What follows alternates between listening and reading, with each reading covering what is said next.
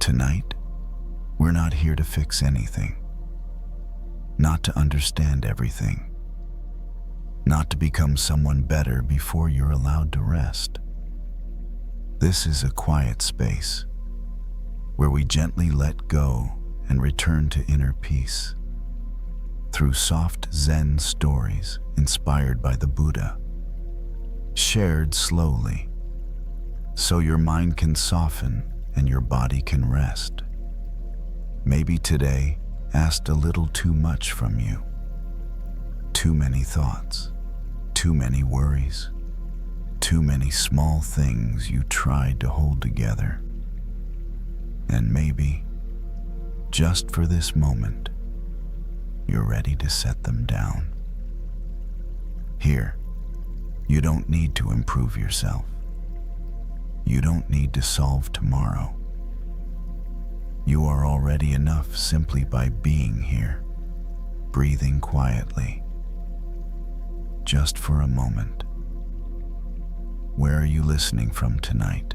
Wherever you are, I'm grateful you're here, sharing this quiet space. Let your breath slow, as if it remembers the way home. Let your shoulders soften, like they no longer need to carry the world.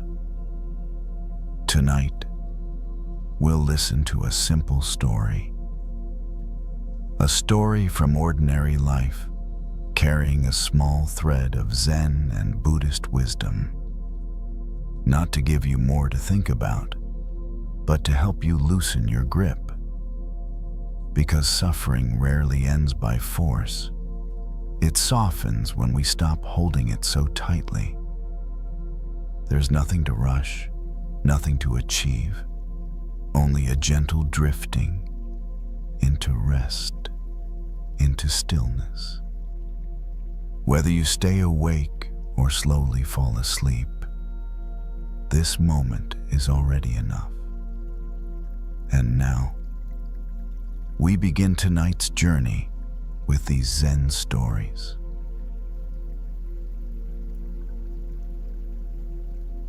The message had been sitting there for days.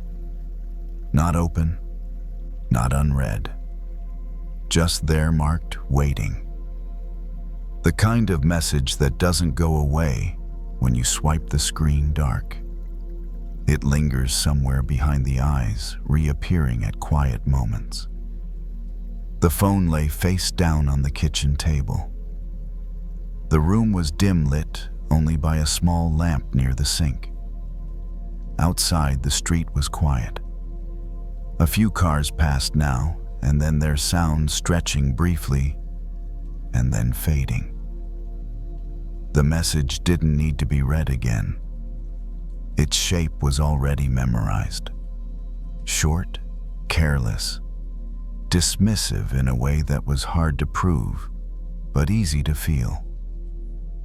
Anger had arrived immediately when it was first seen, sharp, clear, energizing. It had felt good at first, like standing up straight after being pushed. But days later, the anger was still there. No longer sharp, just heavy. It showed up in small ways. In the tightness of the chest while washing dishes, in the shortness of replies to unrelated texts, in the way the body stayed alert even when nothing was happening. The message had become a cell. Forgiveness often gets described as something generous, something moral, something you do for someone else when you're ready to be the bigger person. But right now, forgiveness felt nothing like generosity. It felt like loss. Like letting something go that had been keeping the hurt organized. Anger gives shape to pain. It makes it feel purposeful. Without it, the pain feels exposed. The phone was picked up, then set down again. Fingers hovered, unsure where to go. The urge wasn't to reply, it was to reread, to remind, to justify. The mind replayed the exchange again, this time with added commentary. They always do this. They never take responsibility. If I let this go, I'm saying it's fine. The sink filled with water. A plate was lowered into it. Soap bubbled. The routine was familiar enough that the body could do it without instruction. The water ran over the hands, warm and steady. A thought surfaced quietly, almost reluctantly. What if forgiveness isn't about them at all? It didn't feel comforting. It felt destabilizing. Because if forgiveness wasn't about them, then it didn't depend on apology or acknowledgement. It didn't wait for fairness. It depended on something else. On a decision made internally, without witness. The plate was rinsed and set on the rack. Another followed. The sound of water against ceramic filled the space. Simple, repetitive. The anger tightened again, as if resisting. If you forgive, you're weak. If you forgive, you forget. If you forgive, they walk free. That last one stuck. Walk free. The image shifted then. Not dramatically. Just enough. The idea of a prison not built of walls or bars, but of repetition. The same message replayed. The same argument rehearsed. The same tension carried from room to room. Someone was locked in that prison, but it wasn't the person who sent the message. The realization didn't soften anything right away. It irritated. Because it meant the anger wasn't punishing the right person. It meant the sentence was being served internally. Forgiveness in that light didn't look like mercy. It looked like release, not approval, not reconciliation, just unlocking the door. The water was turned off. Hands were dried on a towel that had been washed too many times to feel new. The fabric was thin, still functional. The phone was picked up again. The message was open this time. Read once, then again. The words hadn't changed, but the body's reaction had. The familiar spike didn't come. Just a dull pressure. Manageable, temporary. It became clear that holding on to the anger hadn't been protecting dignity. It had been keeping the wound active. Forgiveness didn't mean sending a kind reply. It didn't even mean replying at all. It meant deciding that the message wouldn't get unlimited access to the nervous system anymore. The phone was locked, set back down. Nothing had been resolved. The relationship hadn't been repaired. No apology had arrived. But something subtle had shifted. The anger no longer felt like a weapon. It felt like a weight that could be set down, if not permanently, then at least for now. The kitchen light hummed softly. Outside, a car passed. Somewhere else, someone was laughing, unaware of this quiet standoff. Forgiveness hadn't happened yet. Not fully. But the door had been noticed. And sometimes that's the first thing that changes. The night moved on without asking for a decision. The kitchen was cleaned. The light above the sink was turned off. Only the small lamp in the corner remained, casting a soft circle on the wall. The phone stayed where it was silent, face down, no longer glowing with urgency. Not replying didn't feel powerful. It felt unfinished. That was the uncomfortable part. Forgiveness is often imagined as a clear ending, but most of the time it's just the absence of escalation. Nothing dramatic, just a quiet refusal to keep feeding the same fire. The body noticed the difference first. The shoulders weren't pulled up anymore. The breath came and went without catching. The tight band around the chest loosened enough to be noticeable. Anger had been doing something specific all along. It had been keeping the hurt alive sharp enough to justify itself. Without it, the hurt felt softer, but also more exposed. That vulnerability was unsettling. There was a moment of doubt. Maybe I should say something, not to fix it, just to make sure the silence wasn't mistaken for acceptance. The mind tried to frame the response again. Short, polite, firm. A message that would protect dignity without opening the door too wide. But each version carried the same tension, the same heat in the fingers, the same tightening in the jaw. It became clear that replying right now wasn't about communication. It was about discharge, about giving the anger somewhere to go. Forgiveness in this moment looked less like kindness and more like containment. The phone was moved to another room, not hidden, just out of reach. The body didn't need the constant reminder.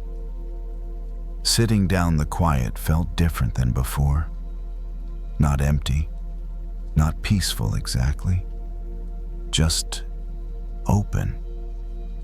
The image of the prison returned, this time more clearly. A small room built from repetition, from replayed sentences and imagined confrontations, from waiting for an apology that might never come. The door wasn't locked from the outside. That realization didn't erase the past. It didn't make the message harmless, but it shifted responsibility. Staying inside was no longer automatic. Forgiveness wasn't about letting someone else off the hook. It was about deciding how much of the present would be given to something that already happened. The body leaned back. The chair creaked slightly. The sound grounded the moment. There was a memory of a time long ago when anger had been released quickly. Words spoken, voices raised. It had felt satisfying for a few minutes. Then the familiar crash, the exhaustion, the sense that nothing had actually improved. This was different.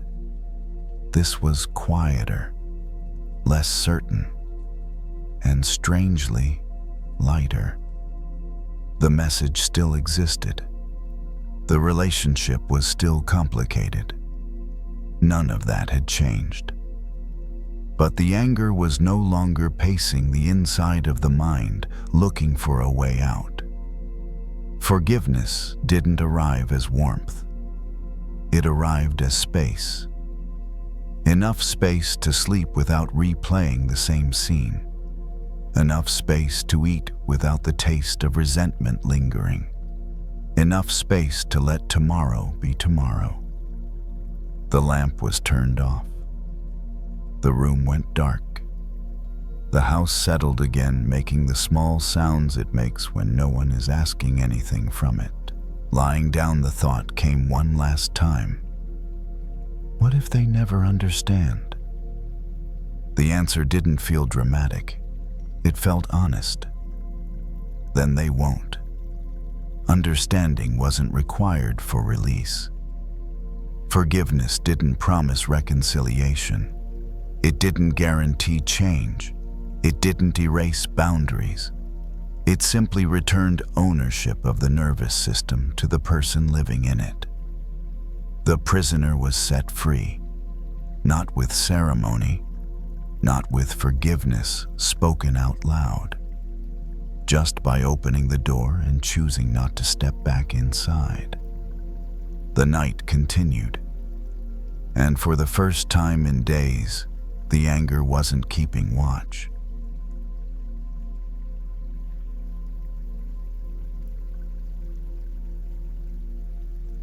Anger doesn't always need a target. Sometimes it just needs a place to bounce.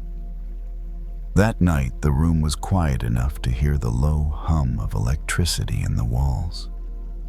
A single lamp was on. The rest of the apartment stayed dim. Outside, the city moved at a distance, reduced to muffled sound and light. The phone lay in one hand, screen glowing softly. A message had been read earlier, not sent to this person directly. Just something seen in passing. A comment, a post. A few careless words stacked together and released into the world. It wasn't personal, and yet it felt personal. The words had a sharpness to them, a tone that suggested judgment, superiority, a casual cruelty disguised as honesty. Anger rose quickly, not slowly this time. It felt immediate, reflexive. The thumb hovered over the screen, already forming a response. The mind knew exactly what to say. It had sentences ready, clear, cutting, clever in the way that feels satisfying later in the shower. This wasn't about fixing anything. It was about answering. About not letting something stand uncontested. The room stayed silent. The phone buzzed faintly with other notifications. None of them mattered. The urge to respond felt clean, almost virtuous. If I don't say something, this kind of talk just keeps spreading. Anger is good at borrowing moral language. The comment was read again, then again, each time it seemed worse, more intentional, more ignorant. The mind began to fill in the person behind the words, their tone, their habits, their character. A whole person was built out of a few lines of text. The thumb began to move. Words appeared, then disappeared. A draft took shape. It was sharp but reasonable, firm but not insulting. The kind of response that could be defended if needed. The chest felt tight. The breath shallow. The body leaned slightly forward, as if already entering an argument. Then something else became noticeable. The room was amplifying the anger. Every thought bounced back louder than it arrived. The quiet made the words heavier. The isolation gave the mind too much space to echo itself. It felt like standing in a cave and shouting insults, only to have them return stronger, harsher multiplied. That image landed. An echo chamber doesn't create sound. It just repeats it. The anger hadn't come from the room, but the room was giving it nowhere to go, except back. The thumb stopped moving. The draft stayed unsent. The phone was set down on the table. Face up this time. The light felt brighter than before. It became clear how easily the anger had been fed. A sentence had entered the mind, and the mind had decided to become its amplifier. What had been irritation was turning into identity. This is who I am. This is what I stand against. That's how anger recruits. It asks you to become its voice. The lamp buzzed faintly. The air conditioner clicked on. The ordinary sounds of the room reasserted themselves. The anger didn't disappear, but it paused. There was a realization then, uncomfortable but precise. Responding wouldn't stop the words from existing. It would only add another voice to the cavern. The mind resisted. Silence equals agreement. But silence doesn't always mean approval. Sometimes it means refusing to become a surface for reflection. The phone was picked up again. The draft was still there. Reread once. It sounded different now. Less strong, more performative. Like something written to be echoed, not heard. The words were deleted. Not because they weren't justified, but because repeating them would only keep them alive. The anger settled into something else. Not calm, not peace. Just restraint. The room felt larger again, less charged. The echoes softened. The original comment still existed somewhere out there, unanswered, uncorrected. But it wasn't bouncing around in this room anymore. And for the first time since reading it, the anger wasn't multiplying. The phone stayed on the table longer than expected. Not out of discipline, out of a strange loss of interest. The anger that had felt sharp a few minutes ago now felt repetitive, like a sound that had already been heard too many times. The room was still quiet, but it no longer felt like a cave. The echoes had softened. Ordinary sounds returned to the foreground, the hum of the refrigerator, the faint traffic outside a neighbor's footsteps overhead. The mind tried again. It brought the comment back, framed a different response this time. Kinder, maybe, or more explanatory. Something that would add context, something reasonable. But the body reacted the same way. A subtle tightening, a familiar forward lean. The sense of entering a space where nothing ever really lands. That was the pattern. Any response, no matter the tone, pulled the mind back into the same chamber, the same loop, the same amplification. It became clear that the issue wasn't whether the response was right or wrong. It was what responding did to the one doing it. Anger wants an audience. If it can't find one, it'll make one inside your own head. Standing up, the body moved toward the window. The city lights were scattered uneven. Some windows lit, others dark. So many lives continuing completely untouched by the sentence that had felt so urgent earlier. The comment had already moved on, buried under newer posts, newer opinions, newer outrage. But inside this room, it had been given a microphone. That realization wasn't comforting. It was clarifying. The power of words isn't just in what they say. It's in how long we let them echo. There was a memory of past arguments years ago where sharp words had been exchanged. Each one justified. Each one returned with interest. No one had walked away feeling understood, only louder. Those moments hadn't failed because the points were wrong. They had failed because the space couldn't hold them without distortion. Echo chambers don't discriminate. They amplify kindness and cruelty alike. Whatever you throw in comes back, altered, stronger, less true.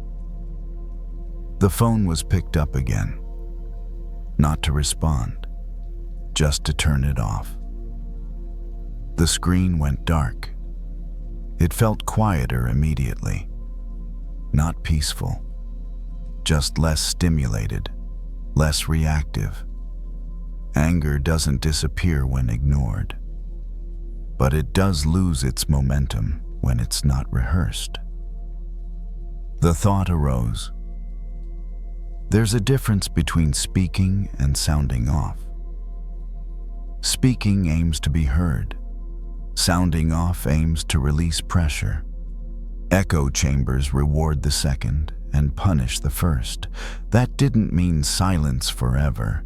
It didn't mean never naming harm. It just meant choosing the right spaces, the right moments, the right tone. Not every room needs to be used. The body returned to the chair. The lamp cast the same soft light as before. Nothing dramatic had changed, but something important had not happened. The anger hadn't been fed. It hadn't been given a surface to bounce off of. It hadn't multiplied. Instead, it had been contained. There was a subtle relief in that. Not the relief of being right. The relief of not being pulled. The comment would exist tomorrow, and the day after, and then disappear into the noise like everything else. What mattered more was the choice made tonight to not become a chamber for words that didn't deserve to live rent-free inside. The room felt neutral now, just a room again. The echo was gone, and that was enough.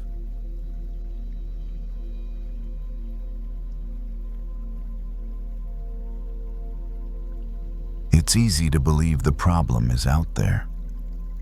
A person, a comment, a situation that shouldn't have happened the way it did. Something visible, concrete, easy to point at. That belief had been carrying a lot of weight lately. The room was quiet, lit only by the glow of a desk lamp. Papers were spread out untouched. A laptop sat open, but idle, the screen dimming as minutes passed without input. Nothing was actively wrong in that moment. And yet the body felt tense, alert, like it was waiting for another hit. The anger had been justified earlier. A disagreement. A misunderstanding that felt one-sided. A moment where being calm had felt like losing. That was the story, at least. Sitting there now, the mind replayed the exchange again, but something felt off. The heat that had been there earlier wasn't aimed anywhere specific anymore. It just hovered. The enemy was nowhere in the room, and yet the body stayed braced. The jaw was tight. The breath shallow. One foot tapped against the floor without realizing it. Anger often claims to be a response, but sometimes it keeps going long after the stimulus has left. The mind searched for something to blame. It brought up faces, phrases, imagined conversations, but none of them fully explained why the chest still felt tight. There was a pause, not intentional, just a gap where the usual replay didn't quite start. In that pause, a strange realization slipped in. The argument was over. The person wasn't here. The situation had passed. But the anger hadn't gotten the message. It was like fighting someone who had already left the building. The thought was unsettling. Because if the enemy wasn't present anymore, then what was being defended against? The chair creaked as weight shifted. The lamp hummed faintly. Ordinary sounds. Safe sounds. The body didn't respond to them as safe. That's when it became clearer the tension wasn't about the other person anymore. It was about the state the body had learned to stay in. Anger can turn into a habit, not a feeling that comes and goes, but a posture, a readiness, a stance that says, stay sharp. Don't relax. You might need this. The mind resisted that idea immediately. I'm not angry, I'm just aware. I'm not holding on to anything, I'm just prepared. Prepared for what? The room offered no answer. The invisible enemy had no face, no voice, no clear demands. It was just there, shaping the body's reactions without asking permission. There was a memory of another time when anger had been clearly directed. Years ago. A confrontation that had felt necessary. The outcome hadn't been great, but at least it had been clear who was on the other side. This was different. This anger didn't need a person. It fed on anticipation, on the belief that something might happen again. The laptop screen went dark completely. The room dimmed further. The lamp became the main source of light. The body finally noticed how tired it felt. Not tired from doing too much, but tired from staying ready. Anger, as defense, takes energy. It keeps the nervous system in a constant state of readiness. Over time, that readiness becomes exhausting. The thought came quietly.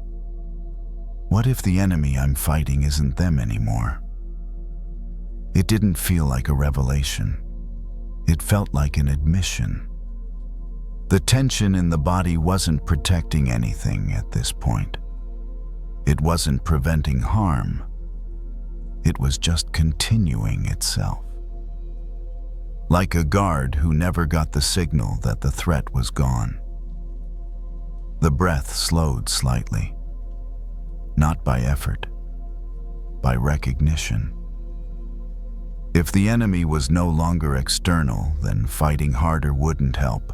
The real struggle was internal now. The mind didn't like that. It wanted something tangible, something to push against. But the room stayed still, silent, unthreatening. The invisible enemy didn't move either. It just waited. The room didn't change. The light stayed the same. The desk stayed cluttered. The silence stayed quiet. What changed was attention. For the first time that evening, the focus shifted away from the story and toward the body itself. The tight jaw, the lifted shoulders, the way the breath seemed to stop halfway in, as if waiting for permission to finish. Nothing was happening. That was the strange part. No new message, no footsteps outside, no raised voices, no incoming threat. And yet the body was still acting as if something needed to be defended. That's when it became undeniable the anger was no longer reacting. It was running on its own, like a machine left on after the room emptied. The mind tried to argue. Staying alert is smart, relaxing is how you get hurt again. But the body didn't feel smart, it felt tired. There was a memory of setting down a heavy bag after carrying it for too long. That brief moment when the arms feel oddly light, almost unsteady, unsure what to do without the weight. That's what this felt like, standing at the edge of putting something down without knowing how. The invisible enemy had been useful once. It had helped draw boundaries. It had given energy when something felt unfair. It had protected dignity in moments that mattered. But now it was guarding an empty room. The realization didn't come with relief. It came with hesitation. Because if the anger wasn't needed anymore, then who was in charge? Anger had been doing the watching, the scanning, the remembering. Letting it go felt like stepping away from the post. The breath deepened slightly, then stopped again, then continued. It wasn't about forcing calm. It was about noticing how much effort had been going into staying tense. The laptop was closed, not with frustration, just gently. The click sounded final in a way that didn't feel dramatic. The chair was pushed back. Standing up felt unfamiliar, like the body was relearning a posture that didn't involve bracing. There was a brief moment of fear then, quiet but clear. If I stop being angry, what happens if it happens again? The answer didn't come from the mind. It came from the body's experience. Then I'll respond then. Anger had been living in the future, rehearsing a defense for something that wasn't happening right now. Forgiveness in this moment didn't mean excusing anyone. It meant releasing the body from a job it no longer needed to do. The shoulders dropped slightly. The jaw loosened.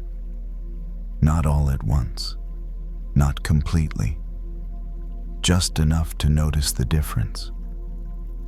It became clear that the real enemy hadn't been the person from earlier, or the words that were said, or the situation that sparked everything. The real enemy had been the belief that the anger needed to stay awake forever. That belief had been shaping nights, coloring thoughts, stealing rest. And it didn't have to. The room felt different now. Not safer, just quieter, less charged. The invisible enemy didn't fight back. It didn't protest. It simply faded when it wasn't given attention. Not gone, just not in control. The body moved toward the window. Outside, the streetlight cast a soft pool of light on the sidewalk. Empty. Still. Nothing to defend against. The breath found a slower rhythm.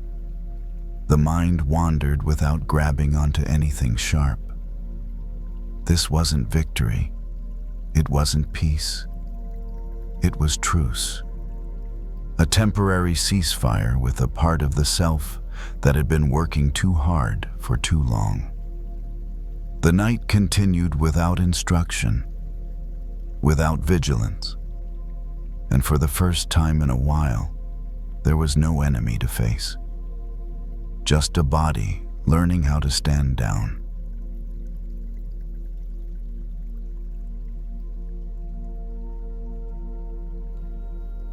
There are days when anger doesn't explode.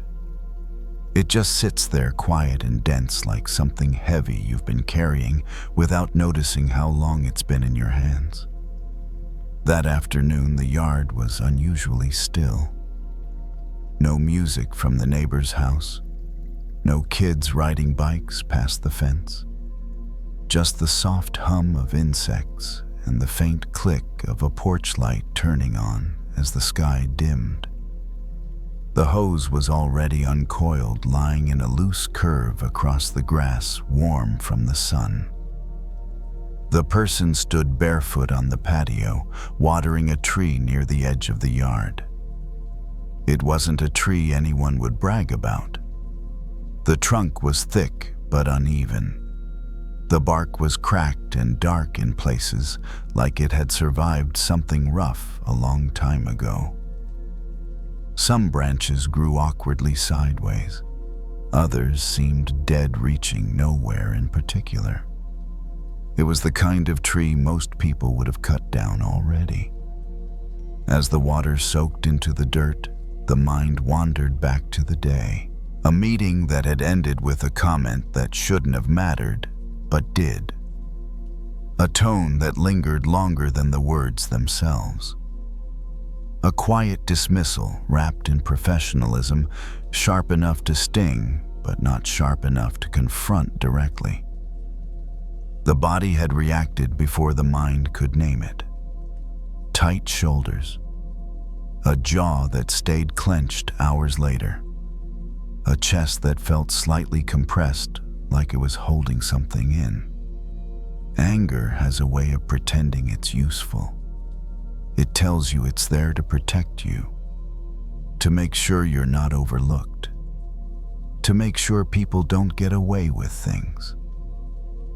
Standing there, hose in hand, that story felt familiar.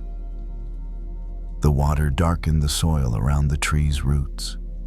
It soaked in slowly, unevenly, as if the ground itself was tired. A few drops splashed onto bare toes, cool against warm skin. The sound was steady, almost boring. Nothing dramatic, nothing urgent. And then the thought appeared simple and uninvited. This tree doesn't compete with anything. It doesn't try to grow straighter than the others. It doesn't push higher than the fence.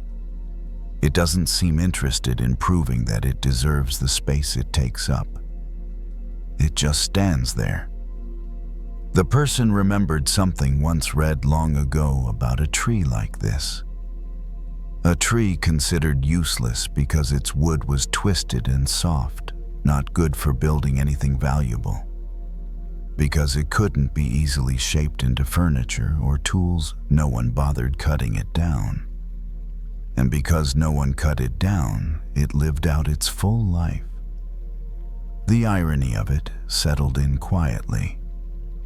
All day long, the anger had been fueled by a need to be taken seriously, to be respected, to not be dismissed. The mind kept replaying alternate versions of the conversation. Smarter responses, sharper comebacks, ways to win the moment retroactively. But none of that had brought relief. It had only kept the body tense, alert, on guard. The hose slipped slightly in the hand. Water arced off course, hitting the side of the trunk. The bark absorbed it without complaint. The realization wasn't grand. It didn't arrive like wisdom usually does in movies. It came as a quiet question. What if I don't need to win this? Not because the other person deserves forgiveness. Not because what happened was okay. But because carrying this heat all evening is costing me more than it's costing them. Anger, when held too long, doesn't stay pointed outward. It leaks inward. It tightens the muscles, speeds up the heart, makes rest feel unsafe, like letting go would mean losing something important. The tree didn't seem to be guarding anything. It wasn't tense. It wasn't bracing. It had scars, yes. Old breaks, uneven growth, signs of storms that had come and gone. But it wasn't reliving them. The water pooled briefly at the base before sinking in. The hose was turned down slightly, the pressure reduced. The sound softened. There was a subtle shift in the body, almost imperceptible. The shoulders dropped a fraction. The breath moved lower, deeper, without instruction. The jaw unclenched on its own. No decision was made to forgive. No promise to be the bigger person. Just a recognition that staying angry was a kind of constant effort. Like holding your arms up all day and calling it strength. The tree stood there, imperfect and unremarkable, and somehow untouched by the need to justify itself. And for a moment, standing barefoot on cooling concrete, it felt possible to stand the same way. Not giving up, not agreeing, just not fighting what didn't need to be fought anymore. The water kept flowing steady and quiet as the light faded further, and the evening settled in, unfinished, but no longer burning. The sky had gone darker by the time the watering was done. Not night yet, but that in-between hour when shapes soften and the day stops demanding explanations. The hose was turned off. Water drained slowly from the line, dripping a few last times onto the concrete before going still. The person didn't rush inside. There was a habit of replaying things at this hour, not loudly, more like a low background noise. The mind checking the same corner again just to see if anything had changed, just to make sure no advantage had been missed. But something about standing near that tree made the checking feel unnecessary. Up close, the trunk showed more detail, places where the bark had split and healed over. A knot where a branch must have broken off years ago. None of it was hidden. None of it was fixed either. It was simply there, exposed, weathered, and still standing. There was a strange relief in that. So much of the anger from earlier had been about being seen the wrong way, about feeling reduced to a moment, a mistake, a tone. The urge to correct the record had been strong, to explain, to prove, to make sure the story told about you was accurate. But the tree wasn't telling a story. It wasn't clarifying anything. It wasn't defending its shape. It had survived by being exactly what it was. A memory surfaced, not of the meeting itself, but of the body afterward. Sitting at the desk, pretending to focus, while something tight and restless paced inside the chest. The cost of that kind of vigilance had never been questioned. It was just assumed to be part of being competent, part of caring. Standing there now, it felt clearer how expensive that habit really was. Forgiveness is often talked about like a moral achievement, something you grant when you've processed everything properly, when you've reached a higher ground.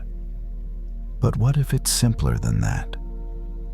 What if forgiveness sometimes is just the decision to stop bleeding energy into a situation that no longer deserves your nervous system? The thought didn't demand agreement. It didn't even feel noble. It felt practical. The breeze picked up slightly, moving the leaves. A few of them brushed against each other, dry and soft. The sound was small, almost private. Nothing to pay attention to unless you were already standing still. The person noticed their hands. They were no longer gripping anything, just hanging at their sides, loose. The difference was subtle but unmistakable. Earlier, anger had felt like readiness. Now it was obvious how much it had been a kind of bracing. The tree hadn't braced for anything today. It had taken the sun the heat, the water the quiet. And tomorrow, it would take whatever came next. It didn't mean it wouldn't be damaged again. It didn't mean storms wouldn't return. It only meant that standing in constant resistance wasn't its way of surviving. The person leaned slightly against the porch railing, feeling its cool edge against the back of the legs. There was no urge to rehearse the conversation anymore. No need to draft the perfect response that would never be delivered. Not because the other person had been understood. Not because the hurt had been erased. But because continuing to carry it didn't feel like strength anymore. There is a particular exhaustion that comes from always needing to be right, from always needing to be seen clearly. It keeps the mind alert and the body tight even when nothing is happening. The tree had escaped that exhaustion by being in a way unuseful. Not impressive enough to be harvested, not straight enough to be valuable, not productive enough to compete. And because of that, it had been left alone. The idea settled gently. Maybe peace doesn't come from winning space, but from becoming a place no one needs to cut into. Inside the house, a light turned on automatically as the sun dropped lower. The glow spilled out onto the patio, warm and unassuming. The evening had moved on without asking permission. The person took one last look at the tree. It wasn't inspiring. It wasn't symbolic in any dramatic way. It was just there doing nothing in particular, and somehow that was enough. The anger from earlier wasn't gone. It didn't need to be. It had simply loosened its grip, no longer steering the body, no longer demanding a response. There would be other moments like this, other comments, other dismissals, other sparks. That much was certain. But for now there was a choice not to add more fuel, not to swing the axe inward, not to keep sharpening a blade that would only cut the hand holding it. The door was left open as the person stepped inside. The evening air followed, cool and calm, mixing with the quiet of the house. Outside, the tree stood where it always had, uneven, scarred, unbothered. And inside, something had learned how to stand a little more like that.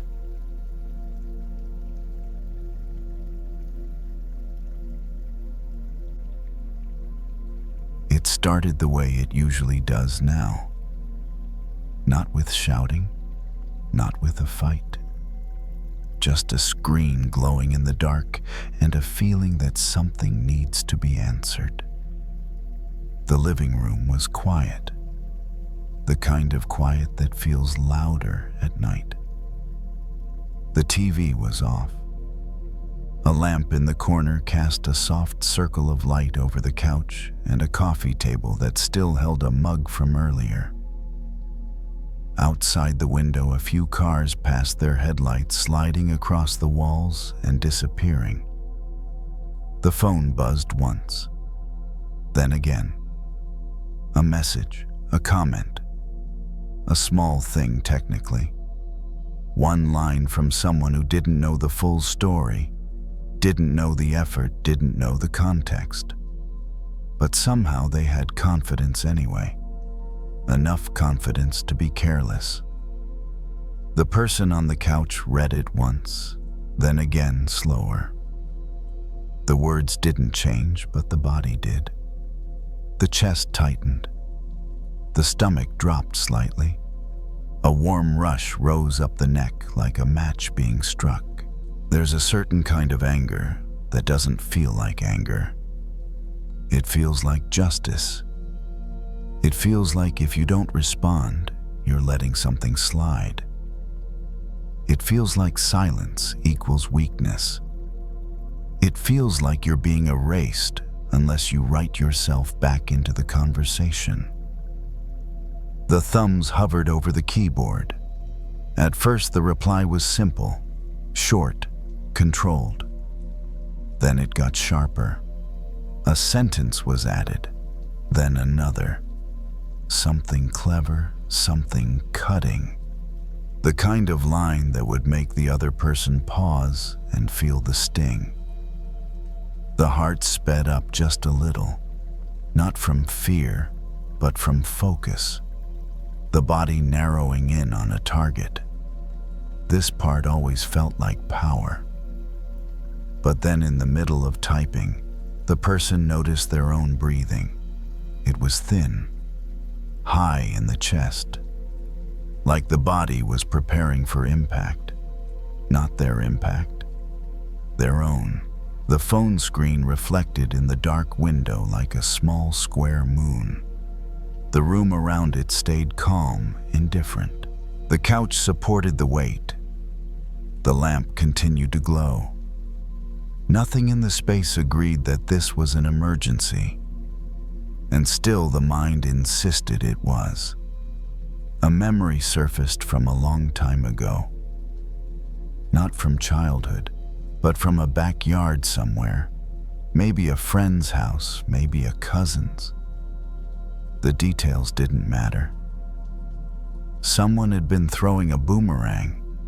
It looked like a toy, harmless, but it didn't move like a toy. It flew out with confidence, curved through the air, and then came back fast. The first time it came back beautifully, landing almost where it started. The second time it returned lower.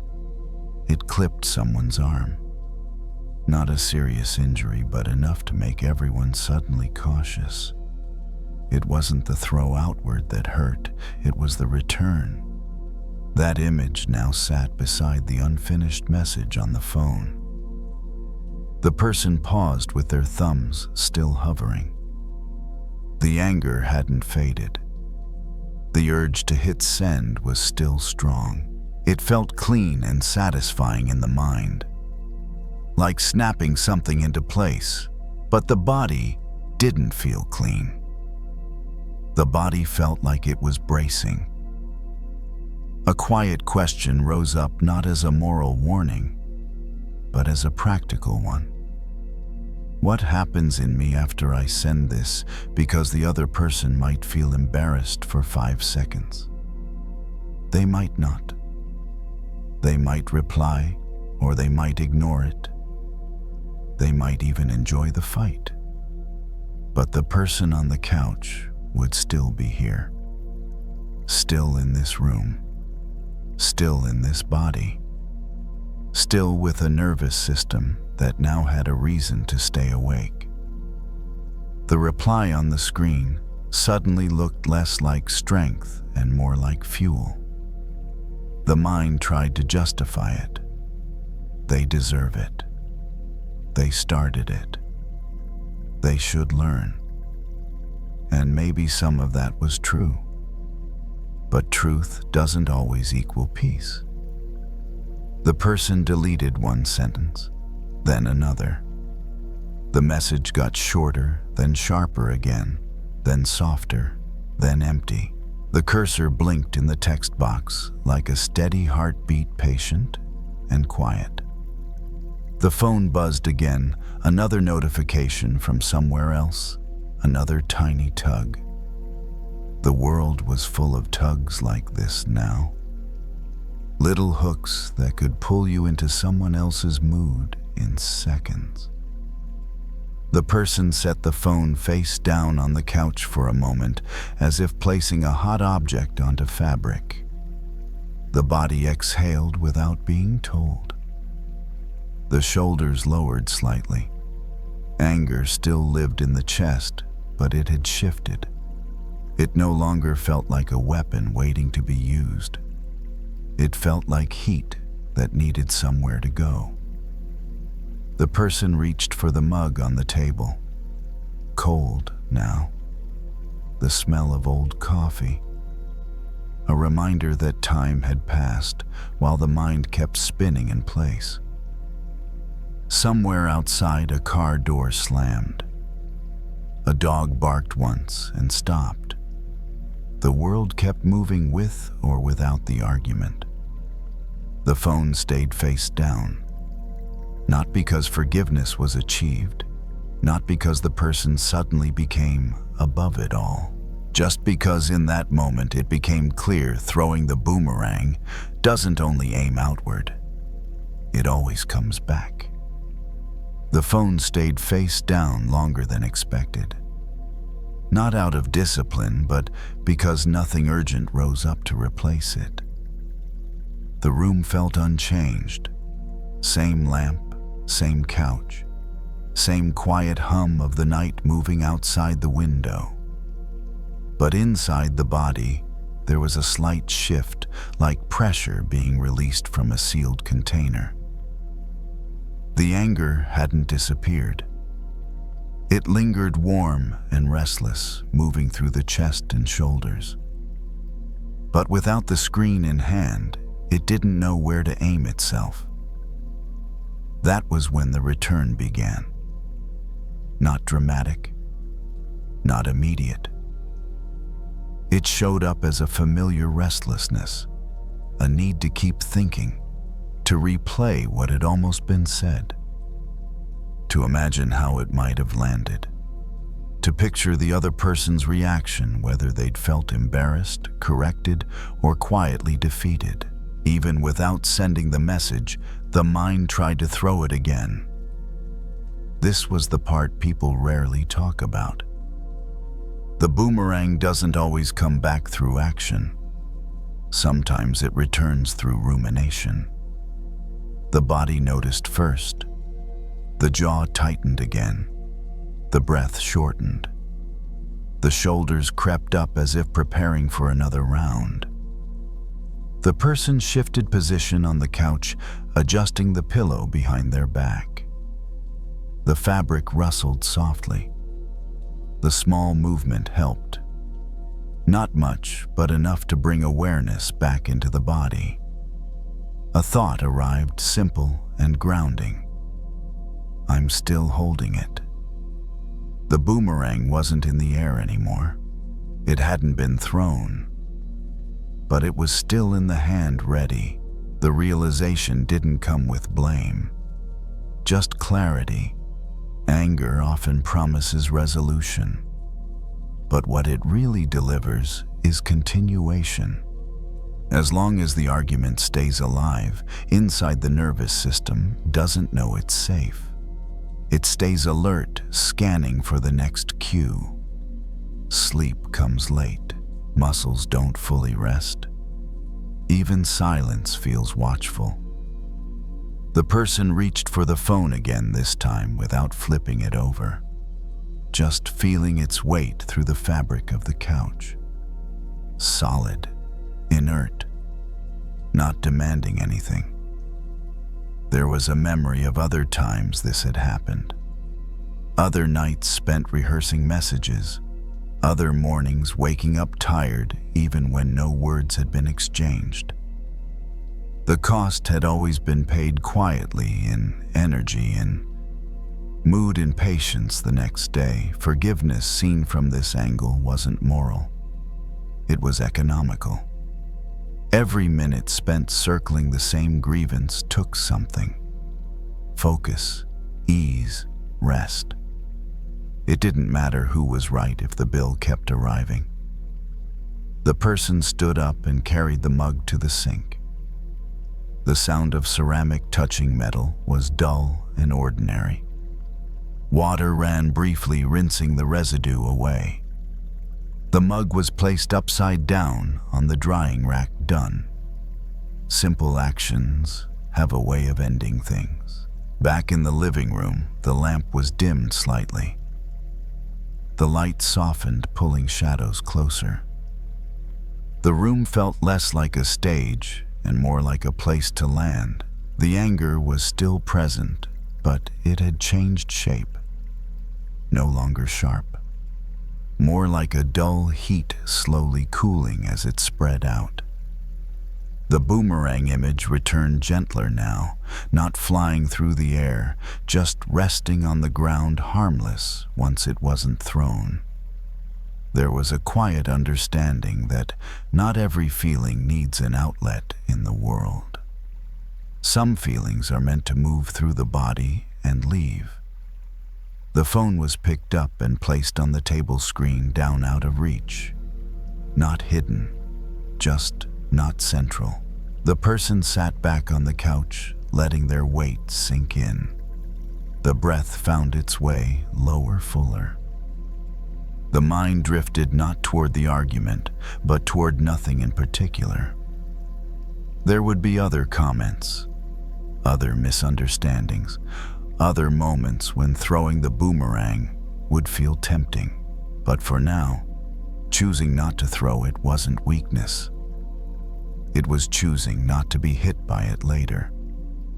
The room stayed quiet. The night kept moving. And somewhere in that ordinary stillness, the body learned what peace feels like when it isn't borrowed from winning.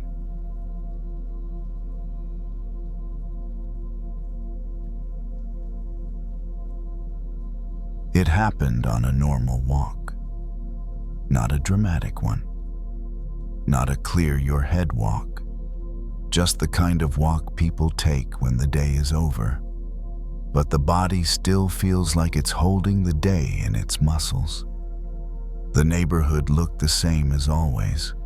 Street lights made small pools of light on the sidewalk. A few porch lights were on. Somewhere a sprinkler clicked on and off, hitting leaves with a soft tapping sound. The air had that early night coolness that makes you pull your shoulders in without thinking. The leash felt familiar in the hand. The dog walked ahead in an easy rhythm, stopping once to sniff a tree, then moving on. The sound of paws on concrete was quiet and steady, like a metronome. Halfway down the block, it happened. A dog behind a fence started barking sharp, loud, immediate. The kind of bark that feels personal even when you know it isn't. It came fast, repeated like a warning siren. The fence itself rattled slightly as the dog threw its weight forward again and again. The person felt it in the body right away. A quick jolt in the chest, a tightening in the stomach, the shoulders rising as if bracing for something. The mind reacted even faster. What is their problem? Why is this always so aggressive? Can't people control their dogs?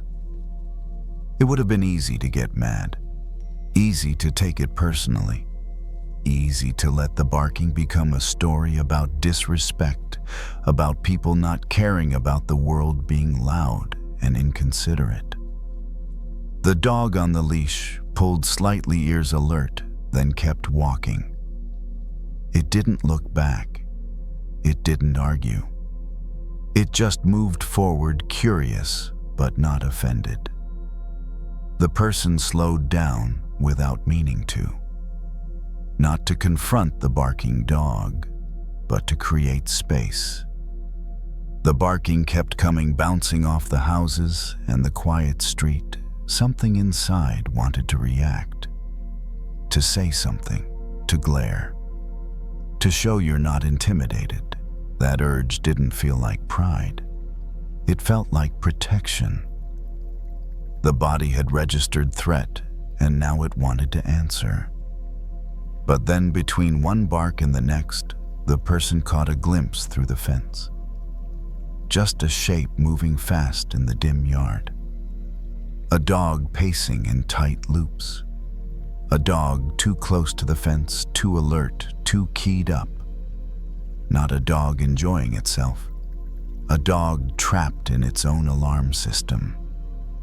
And in that small glimpse, a different thought appeared. It's barking because it's scared. Not scared of you specifically. Scared in general. Scared in a way it doesn't know how to translate into anything but noise. The barking wasn't a judgment. It was a reflex. That didn't make it pleasant. It still hit the nervous system like a slap, but it changed the feeling underneath it. The barking shifted from insult to signal. The person kept walking. The dog behind the fence continued to bark, but the sound began to fade as distance grew. The leash hand loosened slightly. The shoulders dropped a fraction. It was strange how quickly the body wanted to turn sound into meaning. How quickly it wanted to make someone else's fear into your problem, your insult, your personal attack. Because that's what anger often is. It's not always about harm. Sometimes it's about misunderstanding. Sometimes it's the mind taking a reflex from someone else and turning it into a verdict about you. The person thought about earlier that day. A coworker's sharp tone in a hallway. A text that felt cold. A look that seemed dismissive. All the small barks people do when they're stressed. It was easy to interpret them as attacks, to build a case, to carry it home, to replay it at night like evidence. But maybe more often than not, those were fences too. People pacing in their own tight loops. People afraid, overwhelmed, insecure, exhausted, doing the only thing they knew how to do in that moment. Barking. The dog on the leash paused again, sniffing a patch of grass, calm and unbothered. The person watched the slow movement of the dog's nose, the way it stayed curious instead of defensive. Curiosity felt like a softer option than anger. Not always possible, but possible right now. The barking from behind the fence was farther now, still faintly audible, but less sharp, less personal. Just noise in the background of a street that had its own rhythm. The person took a deeper breath, not as a practice, but as a response to realizing there was no danger in front of them. Only a nervous system somewhere else barking in the dark. The barking stopped completely by the time the next corner came into view. The street opened up wider and quieter, as if nothing unusual had happened at all. The sidewalk stretched on clean and familiar. A porch light flickered once, then stayed on. The dog on the leash didn't seem to remember the moment. It walked on with the same relaxed pace, tail low, attention already somewhere else. Whatever alarm had sounded behind the fence hadn't followed it. That felt important. The body, on the other hand, still carried a faint echo. A little tension in the shoulders, a trace of alertness in the chest. Not fear exactly, more like readiness that hadn't been fully dismissed yet. It was the same feeling that lingered after a sharp comment, after someone snapped, after a tone landed harder than the words. The event passes, but the body keeps listening. As they walked, the person noticed how easy it was to replay the barking in their head if they wanted to. The sound was clear enough to summon. So was the image of the fence, the pacing shape behind it. That too felt familiar. How often had a moment like that followed them home? A look, a sigh, a remark that wasn't even meant to wound, but did. How often had the mind turned it over, trying to decode it, personalize it, assign it meaning? Most of the time, the meaning chosen was harsh. They don't respect me. They're attacking me. I did something wrong. Anger grows quickly in that soil. But what had actually happened on the sidewalk was simpler. A dog had barked because barking was what it did when it felt threatened. No strategy, no intent, no deeper message. The person thought again about the fence. The fence wasn't there to provoke. It was there because something inside needed separation. People build fences too, invisible ones. Stress, deadlines, old hurts, fear of being seen as not enough, fear of being exposed, fear of losing control. When those fences are shaken, some people bark, not because you deserve it, not because you caused it, but because fear doesn't speak calmly. The dog on the leash stopped again, this time to look back briefly, checking in. The person met its glance, then gave a small nod, without realizing it. Everything's okay. The thought wasn't directed at the dog alone.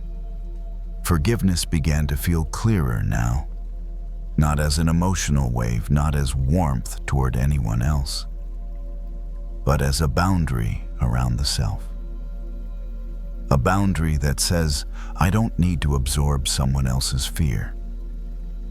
When the barking first started, the body had reacted as if it were being challenged, as if something had to be answered. But now with distance, it was obvious that responding would have only pulled that fear closer. Engaging would have meant stepping into the fence line. The walk continued. The street grew quieter. The sounds softened into background crickets, distant traffic, the steady rhythm of breathing. The shoulders loosened fully this time. The chest felt open, unguarded. There would be other barking moments, other people snapping, criticizing, projecting. It wasn't realistic to expect silence from the world, but it felt realistic to choose not to take every sound personally. Not every bark is about you. Not every sharp tone needs a reply. Not every moment of fear deserves space in your body. The dog on the leash seemed to know this already. It moved through the night with curiosity, not resentment. Alert, but not offended. Ready, but not reactive. At the end of the block, the person slowed down, letting the leash slacken. The night air felt cooler, now more settled. The earlier tension had drained away without effort. Forgiveness in this form didn't feel like something given to the barking dog behind the fence. It felt like something reclaimed, a way of keeping the body clear, a way of walking forward without dragging someone else's fear along. The street behind them stayed quiet, and the fence, whatever was happening behind it, no longer mattered.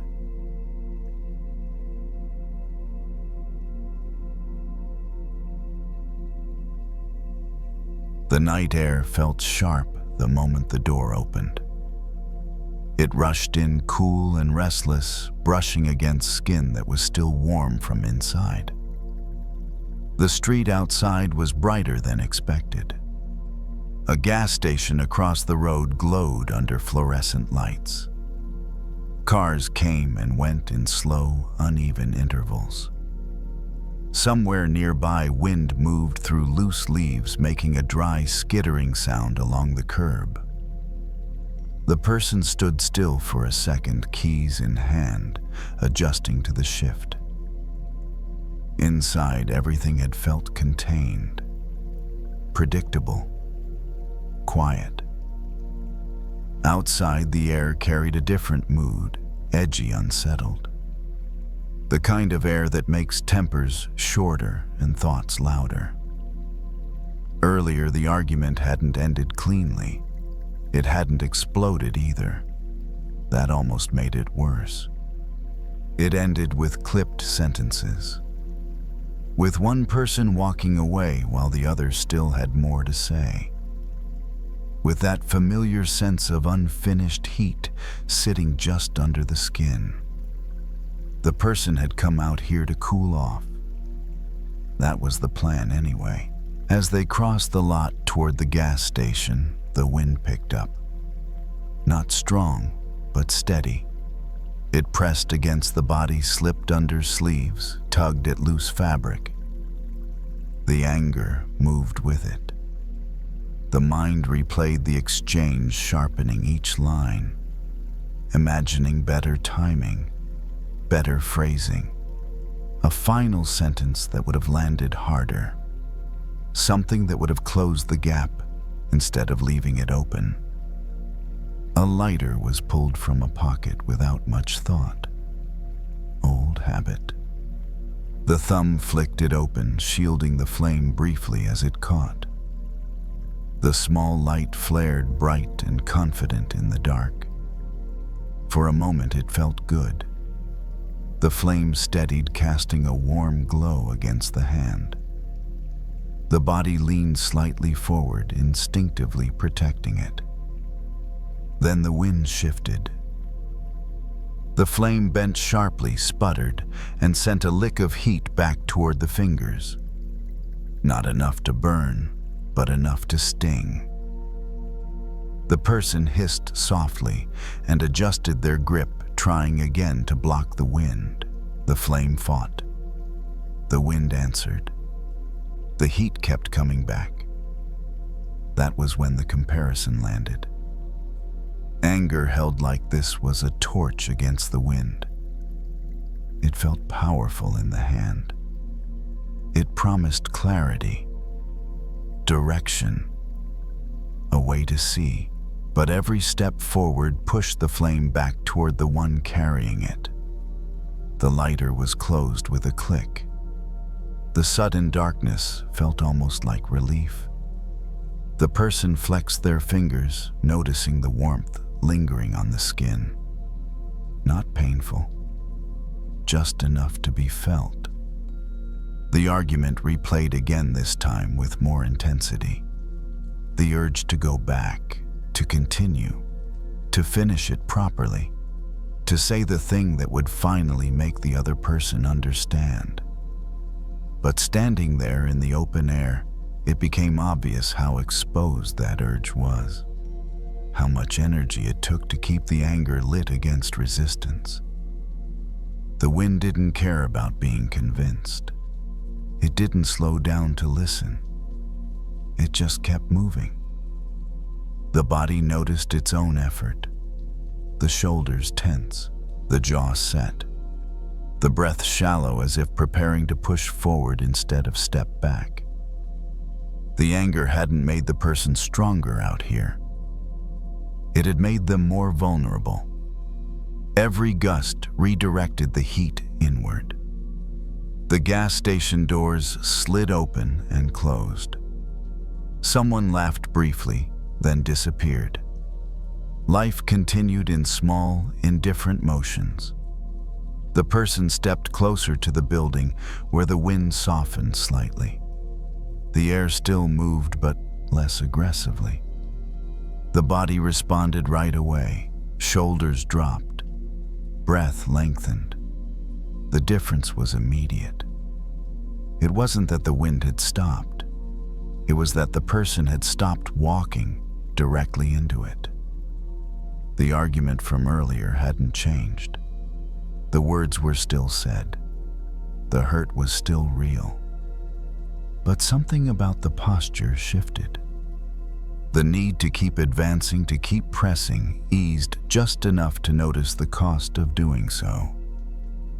Holding anger like a torch demanded constant adjustment, constant defense, constant awareness of how it might turn back on you. It wasn't peace. It was vigilance. The person leaned against the side of the building, feeling the cool surface through their jacket. The lighter rested heavy in the pocket, now unused. There was no decision yet to forgive, no resolution. Just a clear sense that continuing to charge forward with this heat wasn't making things safer. It wasn't making things clearer. It was only burning the hands that held it. The wind continued to move through the lot, indifferent and steady. And for the first time since the argument, the person stopped trying to fight it head on. The wind didn't stop.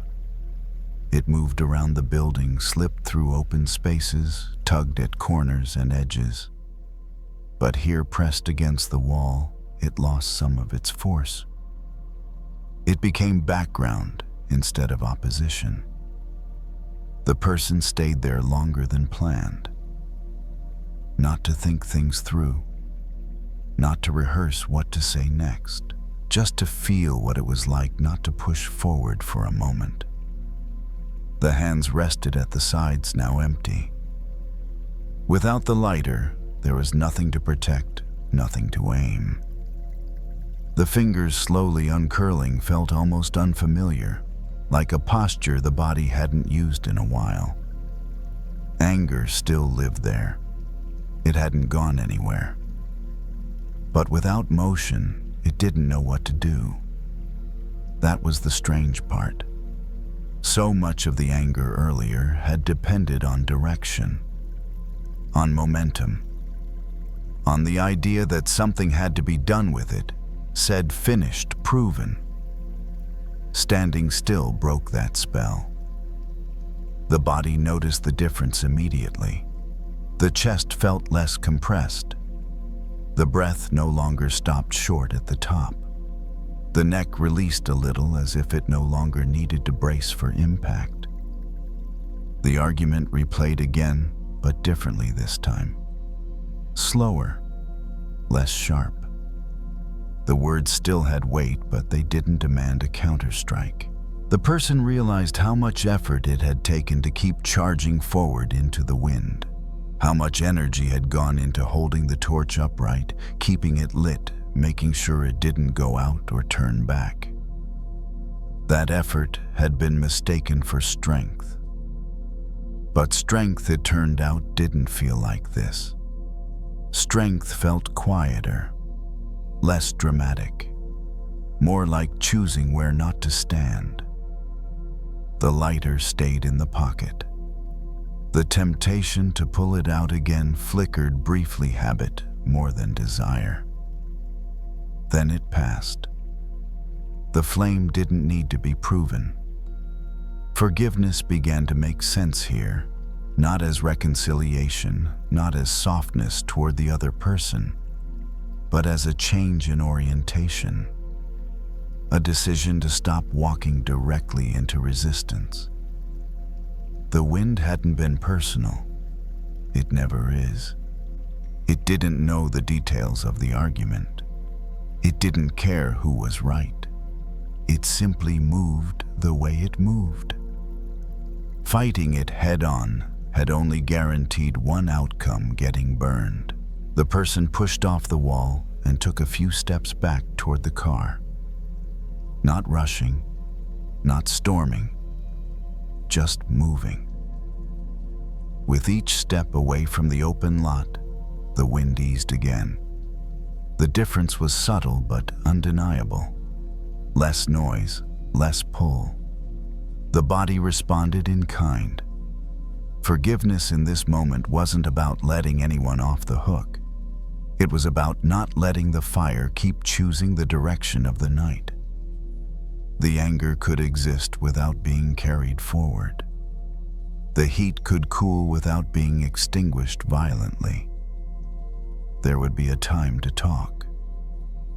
Or not. A time to revisit what happened, or to let it remain unfinished. None of that needed to be decided right now. Right now, the body needed to stop being scorched by its own grip. The car door opened and closed again. Inside, the air was still, protected. The kind of quiet that doesn't argue with you. The seat accepted the body's weight without resistance. The keys turned. The dashboard lights came on softly. The world outside stayed windy, restless, unchanged.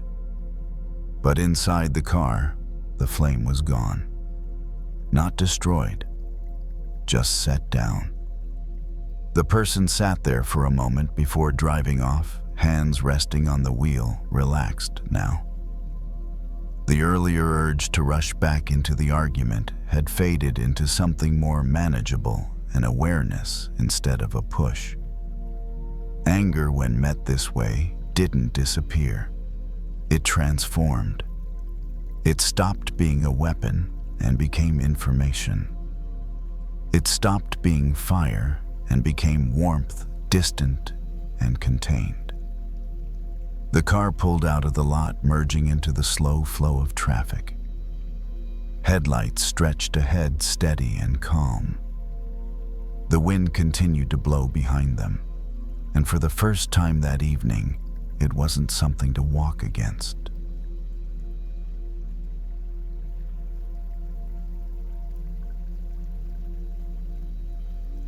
The grocery parking lot was louder than it needed to be.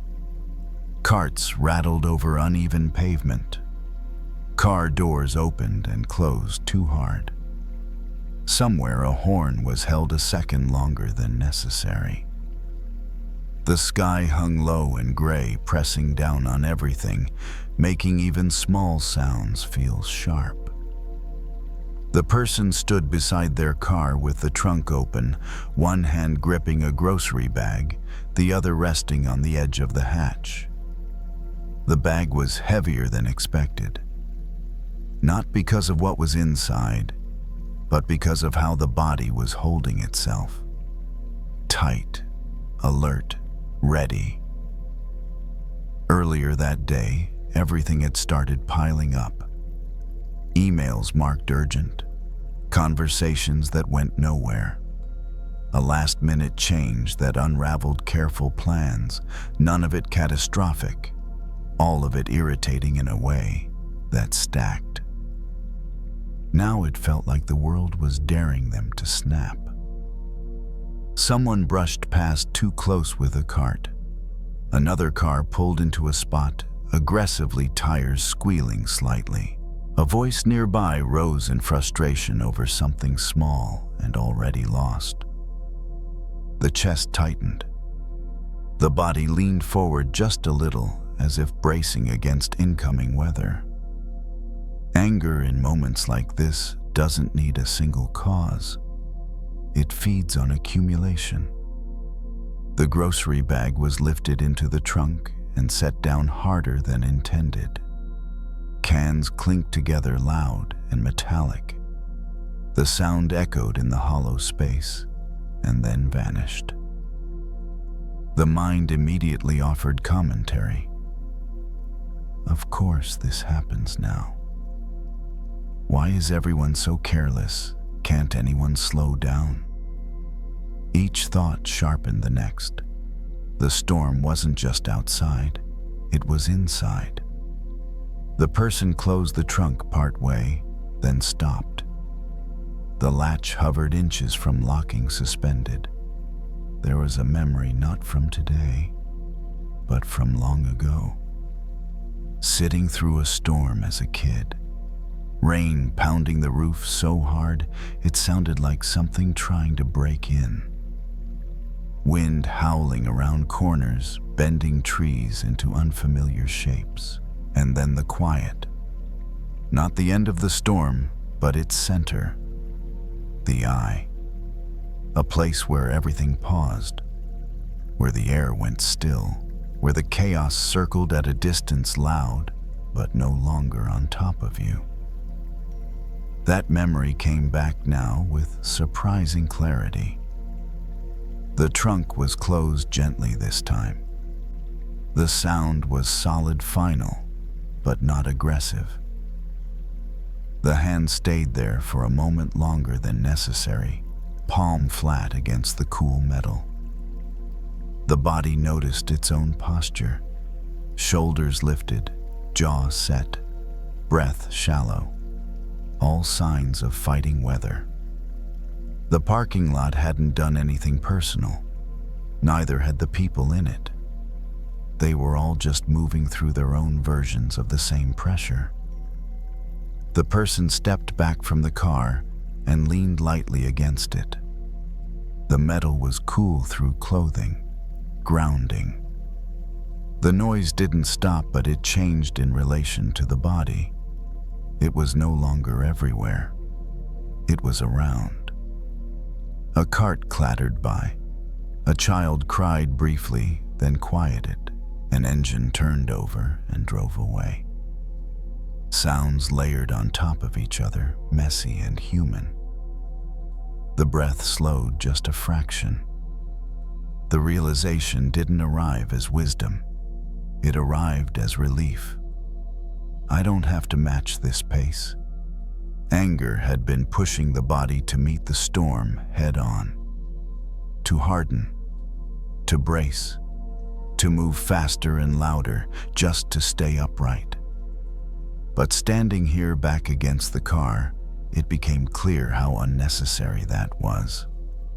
Storms don't respond to force. They don't calm because you yell back. They pass when they pass. The person stayed still for another moment. Not to meditate, not to escape, just to stop feeding the momentum. The mind tried once more to list grievances, to tally up reasons for irritation. It didn't get far. Without the body's full cooperation, the thoughts lost their edge. They became observations instead of weapons.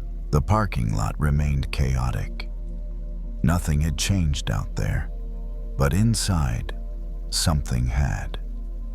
The storm was still happening, but the person was no longer standing in its center. They had stepped just slightly into a quieter place within it. And for the first time all day, that felt like enough. The parking lot didn't quiet down. If anything, it grew busier. Another row of cars arrived at once. A cart tipped over somewhere, metal clanging sharply before someone righted it. Voices overlapped, impatient, distracted, already late for something else. But leaning against the car, the person noticed something unexpected. The noise didn't feel as close. It was still loud, still messy, still irritating if examined too closely. But it no longer pressed directly against the chest. It hovered at a small distance, like weather seen through a window, instead of felt on bare skin. The breath found a slower rhythm without being guided. In through the nose, out through the mouth, not deep, not deliberate, just less hurried. The body had stopped trying to win. Earlier, anger had felt necessary, like armor, like the only way to move through all this friction without being knocked over. But armor is heavy, and wearing it for too long makes even standing feel like work. Standing here now, the person felt the difference immediately. The shoulders softened, the hands unclenched, the jaw loosened just enough to notice it had been tight all along. The storm continued to circle. A driver argued loudly with someone over a parking spot. A cart bumped the car lightly and rolled away. Someone muttered an apology without slowing down. None of it required a response. That realization carried an unexpected relief.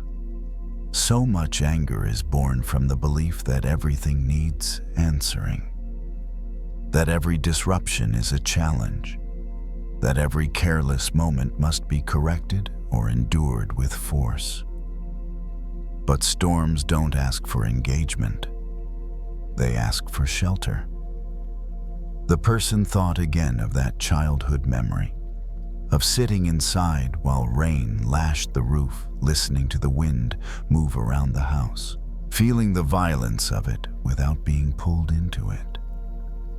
The eye of the storm isn't created by fighting the wind. It exists because of where you stand.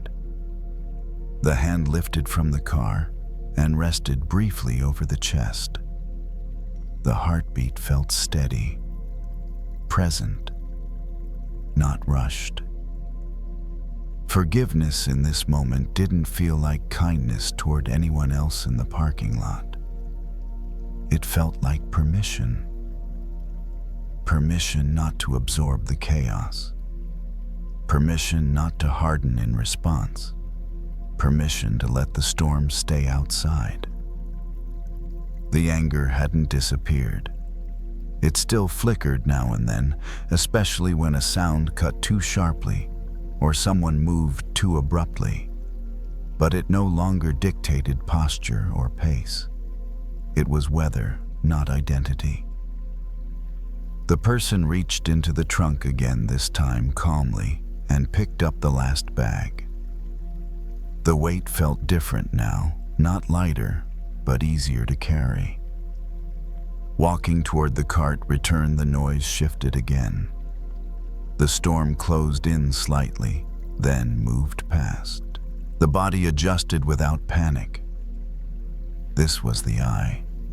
Not silence, not control. Just a place inside that stayed steady while everything else spun. There would be other days like this. Other crowded places. Other moments where irritation stacked until it felt personal and unavoidable. But now, there was a reference point. A knowing that calm doesn't require the world to cooperate. It requires a decision not to join the frenzy. The cart slid into place with a dull final sound. The person turned back toward the car. The sky remained gray. The parking lot remained loud. None of that needed fixing. The door opened. The seat welcomed the body. The door closed again, sealing off some of the noise, but not all of it. The engine started. The dashboard lights glowed softly. As the car pulled out of the lot, the storm was still there, swirling, impatient, unchanged. But the person carried the I with them, and that was enough to move forward without anger choosing the direction.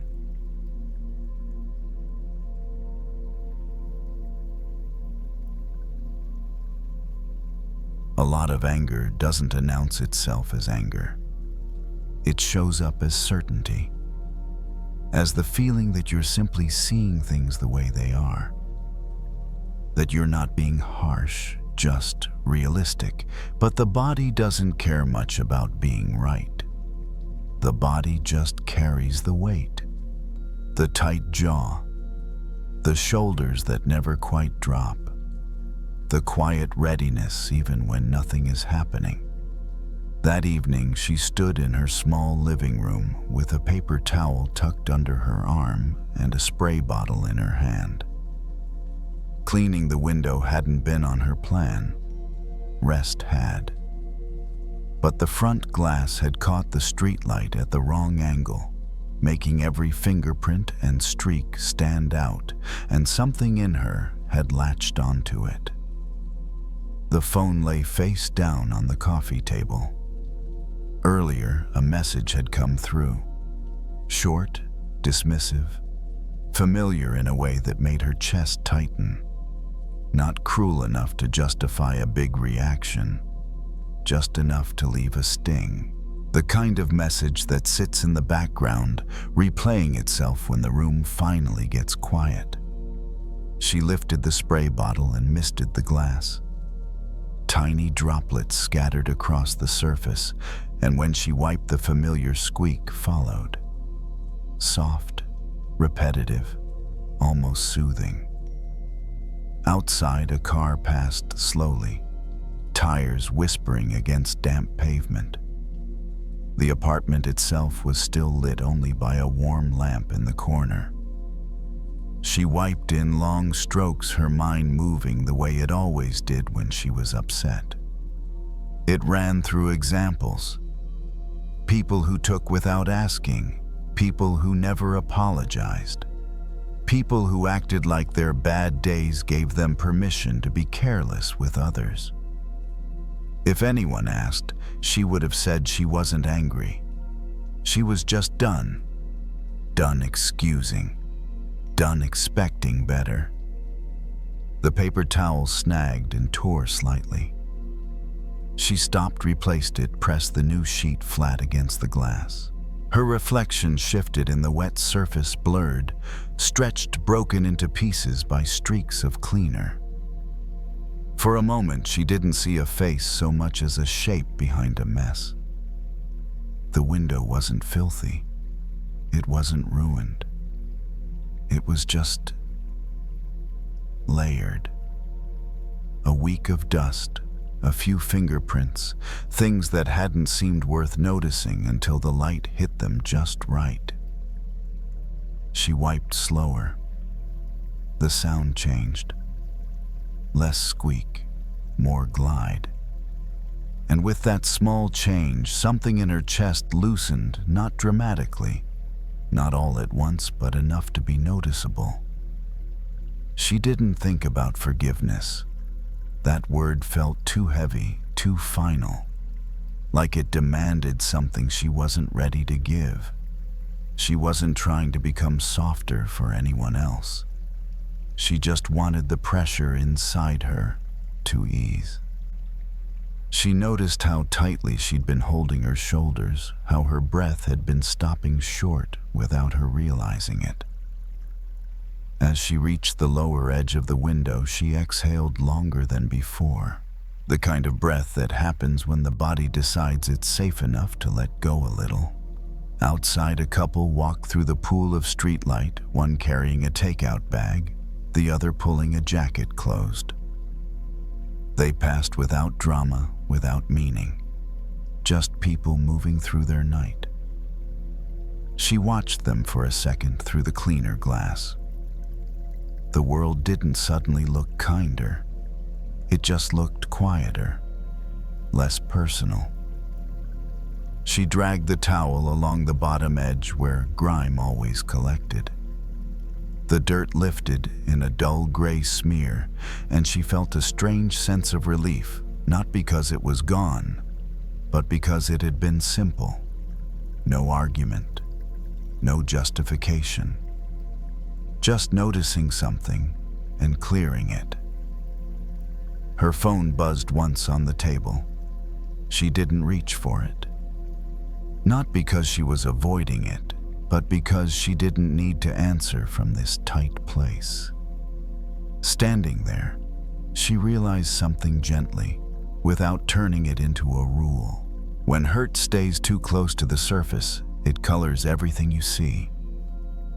It doesn't mean your experiences weren't real. It doesn't mean your anger is wrong. It just means the glass you're looking through has been carrying more than it needs to. She finished the window. Not perfectly. There were still faint streaks if you looked closely. But the harshness had softened. The streetlights outside no longer felt like they were pressing in on her. She set the spray bottle down and listened to the apartment. The clock ticking, the fridge humming. Somewhere far away, a siren rose and faded. She wasn't ready to forgive anyone. She didn't need to be. For now, it was enough to know this. She didn't have to keep her face pressed against dirty glass to prove she'd been hurt. She turned off the lamp and walked away from the window, leaving it as it was clear enough. She didn't look at the phone right away, not because she was afraid of what it said, but because she could feel how easily her body would tighten again if she reached for it too fast. So she let it sit there, screen down, while she rinsed her hands at the sink and dried them slowly on a towel that had already seen better days. When she finally picked the phone up, the room hadn't changed. The lamp was still dim. The apartment was still quiet. Nothing dramatic had shifted in the outside world. That helped. It meant she wasn't walking back into the moment the message first landed.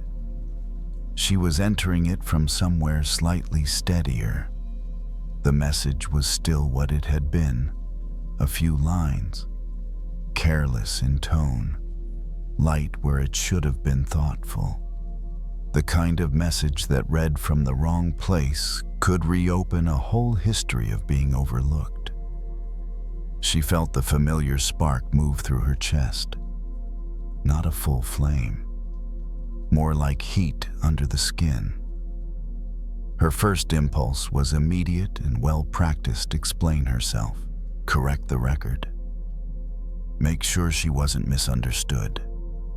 Make sure the other person knew they were wrong. Her thumbs hovered over the screen. She noticed how her breath had shortened again. Not all the way, just enough to be a warning. It was the same signal she'd learned to recognize over time, the one that said, if you answer now, you won't actually be answering this message. You'll be answering every other one that came before it, so she didn't type. She read it once more, slower. This time she paid attention not just to the words, but to what happened inside her as she read. The tightening, the urge to defend, the old sense of having to prove her reality was real. She wasn't wrong for feeling that. Anyone in her place would have felt it. But she could see something else too now, that the window behind her was cleaner. The message wasn't the whole story. It was a fragment. A snapshot taken without context, without tone, without the weight of everything she'd been carrying, and the meaning she was about to pour into it. They don't care, they never listen, they always do this. That part was coming from a place that was already tired. She set the phone down again, face up this time. Outside, the street had gone quieter. Fewer cars, longer gaps between sounds. The night was doing what it always did, slowly lowering the volume on everything. She sat back on the couch and let her shoulders drop fully this time. No effort, just gravity. Her hands rested open on her lap, empty. For a moment, she didn't do anything at all. And in that moment, the anger didn't grow. It didn't disappear either. It just stayed the same size, like something being watched instead of fed. She thought about how often anger asks to be proven right, how it wants witnesses, how it wants rehearsal and repetition, how easily attention becomes oxygen. She wasn't interested in putting the fire out by force. She just didn't want to keep fanning it. When she picked up the phone again, she typed a response, but not the one that had been waiting in her chest all evening. The words were shorter, plainer, less precise maybe, but also less sharp. She didn't explain the entire history. She didn't outline every reason she was justified in feeling hurt. She simply named what was true for her in that moment without adding heat. She read it once, then once more. Not to perfect it, but to feel how her body responded to it. The message didn't give her a rush. It didn't feel victorious. That was how she knew it was different. She sent it. The phone didn't light up again right away. There was no instant relief, no resolution, just space. And in that space, she noticed something quiet and important: forgiveness.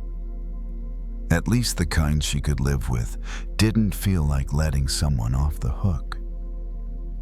It felt like stepping back from the edge of something that had been costing her more than it was costing them.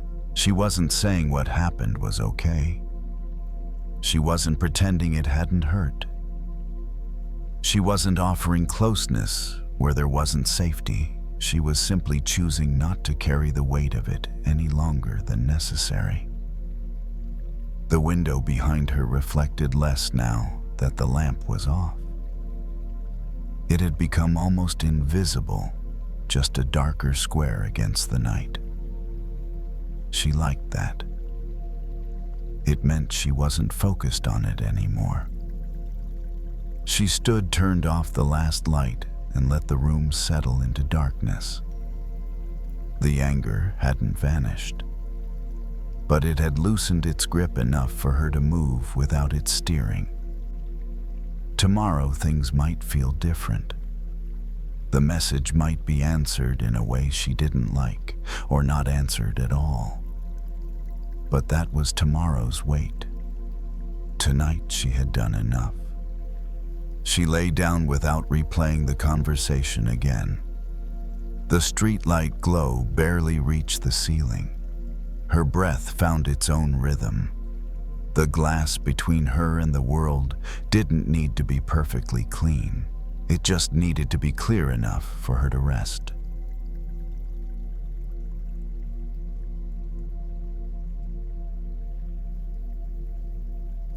The kind of anger that scares you isn't always the loud kind. Sometimes it's the quiet kind, the kind that doesn't shout. It just hardens. It settles in like dry ground that hasn't seen rain in a long time. You can still function. You can still smile at the right times. You can still get through a day. But inside, everything feels stiff, tight, like you've stopped expecting softness because softness keeps getting stepped on. That night, they were standing at the kitchen sink, sleeves pushed up the faucet, running in a thin, steady stream. The dishwasher was on behind them, doing its slow, rhythmic job, water moving, turning, humming like a distant machine in a different room. The only light in the kitchen came from a small lamp on the counter. Warm, dim, enough. They weren't washing dishes because the dishes demanded it. They were washing dishes because their hands needed something simple to do. Earlier, there had been a moment at work that shouldn't have mattered this much. A comment, a little edge in someone's voice, a kind of casual impatience that landed like a slap because it wasn't the first time. It wasn't even the fifth. It was just part of the pattern. The kind of pattern that makes your body start bracing before you even walk into the building. They had nodded, kept their tone neutral, done what they needed to do. On the outside, it looked fine. But on the drive home, their mind began building the whole case. Everything they should have said. Everything they were tired of swallowing. All the small humiliations that stacked up until one more made the pile topple. Now in the kitchen, the anger wasn't exploding. It was simmering. It felt like a tight band around the ribs, like pressure behind the eyes, like the urge to be sharp with anyone who got too close. They set a mug on the counter and poured hot water into it. The steam rose quietly. They dropped in a tea bag, nothing fancy, just something familiar, and watched the water darken in slow swirls. The spoon hit the side of the mug with a soft clink as they stirred. Clink, clink, clink. A small sound, a steady sound, a sound that didn't argue with them. They didn't think, I need to forgive. That would have felt ridiculous. Too big, too clean. They weren't in a clean place. They were in a tired place. The kind of tired that makes anger feel like armor. They took one sip. Too hot. They set the mug down, exhaled through their nose, and turned back to the sink. A plate, a fork, a pan with a stubborn ring of dried sauce that required more effort than it deserved. They scrubbed a little too hard at first. The sponge squeaked. Their hand pressed down like the pan had personally offended them. And then they noticed what they were doing. Not in a judging way, just noticing. It was the same pressure they wanted to put into their words earlier, the same force behind the message they almost wanted to send, the same desire to make something give. They stopped scrubbing for a second and let the pan sit under the warm water. The heat loosened the dried ring without drama, without violence, just time and warmth and repetition. They watched it soften, and something in their chest shifted, not because the problem was solved, but because the method was different. They didn't have to attack the pan to change it. They didn't have to punish it. They didn't have to win. They just had to stay with it long enough, gently enough for it to loosen. It felt almost annoying how true that was. Anger wants immediate results. It wants a moment that feels satisfying. A sharp sentence, a comeback, a slammed door, a message that lands like a punch. But life rarely changes from one punch. Life changes from what you keep doing over time, from what you repeat. They rinsed the pan, set it aside, and listened to the dishwasher hum. The kitchen smelled faintly like soap and steam. The night outside the window was dark and still. They thought about the person who'd been sharp with them earlier, just for a second. Not as an enemy, not as a villain, just as a human body moving through a day. A person with their own tight chest, their own pressure, their own dry places inside. That thought didn't make what happened okay. It didn't erase anything, but it did something small. It loosened the story that said, "This is personal. This is about me. They're doing this because I'm not worth respect." Maybe it wasn't about worth at all. Maybe it was about dryness meeting dryness. They took another sip of tea, still hot but drinkable now. Their shoulders lowered a fraction. They looked at the sink, still full of dishes, still unfinished. They didn't feel cheerful. They didn't feel saintly. They just felt a little less clenched. Outside, the world wasn't dramatic either. The night didn't demand a verdict. The night didn't ask them to be the bigger person in some heroic way. It just offered a quiet space where the heat could cool if they stopped adding fuel. They turned the faucet down and let the water run softer. A calmer sound. Less force, more flow. And they kept going, one plate, one fork, one slow breath at a time, without trying to fix their whole heart in a single evening. They left the last dish in the rack to dry on its own and turned off the faucet. The sudden quiet felt louder than the water had been. For a moment they just stood there, hands resting on the edge of the sink, feeling the warmth slowly leave their skin. The anger was still present. It hadn't vanished during the dishes. It just wasn't hard anymore.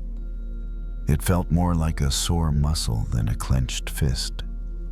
Something tender instead of sharp. They carried the mug to the table and sat down, wrapping both hands around it. The heat seeped in steady and patient. Outside the window, the night had settled into a deep stillness. No cars passed. No voices floated up. Just the faint reflection of the kitchen light on dark glass. They thought again about the moment from earlier. The tone, the look, the way the comment had landed. Their body replayed it, but this time the replay didn't speed up. It moved slower, like a scene watched from a little farther away. What stood out now wasn't the words themselves, but the weariness underneath them. Not just in the other person, but in themselves. The exhaustion of always adjusting, of always absorbing the edge so things wouldn't escalate, of carrying the unspoken expectation to be patient, to be kind, to be the one who smooths things over. That was the part that had hardened. Not cruelty, fatigue. They set the mug down and leaned back in the chair. The anger had been trying to protect that tired place. It had been saying, "Enough. I can't keep being scraped like this." When they saw it that way, the anger made more sense. It wasn't something to crush. It was something to listen to carefully. Gentleness didn't mean ignoring that message. It meant deciding how to respond to it. They imagined what would happen if they reacted the way the anger wanted. The sharp words, the cold distance, the satisfaction that would last a few seconds, maybe a minute. And then the quiet aftermath, the tension, the regret, the sense of having made things harder, not clearer. They'd been there before. They also imagined doing nothing, just swallowing it again, letting the dryness stay dry. That path felt familiar too, and heavy. So they looked for a third option, not dramatic, not noble, just workable. The rain image came back to them not as poetry, but as something practical. Dry ground doesn't soften all at once. You don't pour a bucket of water on it and expect it to change. That just runs off the surface. What changes it is slow rain, repeated, unimpressive, the kind you barely notice until one day the ground gives a little under your foot. They didn't need to forgive everything tonight. They didn't need to have the perfect conversation. They just needed to choose one small action that didn't add more heat. They picked up their phone and opened a blank note. Not a message, just a place to put words where they wouldn't hurt anyone. They wrote a few sentences, plain, honest, unpolished. What had bothered them? What they wished had been different, where they felt stretched thin. They didn't analyze the sentences. They didn't turn them into a script. They just let them exist. When they finished, they closed the note without saving it. The anger eased a little more, not because it had been solved, but because it had been acknowledged. They rinsed the mug and set it in the rack. The dishwasher hummed on, steady and unbothered by any of this. The kitchen light felt softer now, like it had dimmed on its own. Tomorrow they might say something, or they might wait and see. They could choose their moment, their tone, their timing. That choice didn't have to be made under pressure. It didn't have to be made while their chest was still tight. Forgiveness, they realized, didn't have to look like warmth towards someone who had been careless. Sometimes it looked like not turning hard yourself, like keeping your own inner ground from cracking further. They turned off the kitchen light and walked into the darker part of the house. The air felt cooler, calmer. The anger was still there, faint, but present, like the smell of rain after it stopped. They lay down without replaying the moment again. Their breath found a slower pace, not because they forced it, but because nothing was pushing anymore. The ground inside them hadn't turned soft overnight, but it had absorbed a little water, and that was enough for now.